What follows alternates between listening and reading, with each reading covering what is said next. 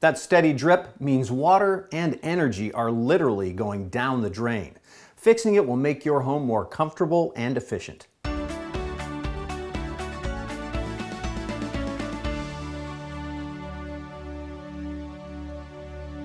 Little leaks like that can waste over 1,000 gallons each year. Now, fixing leaks means saving water, of course, but also means saving energy you use to heat that water.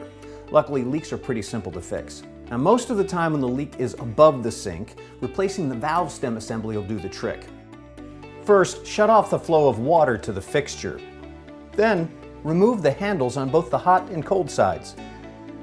Remove the collar nuts that hold the cartridges in place. Remove the valve stems, noting the alignment in the hole. Remove the seat gaskets and springs. Replace the seat gaskets and springs using a small screwdriver as a guide. Replace the stems using a bit of plumber's grease. Replace the collar nuts.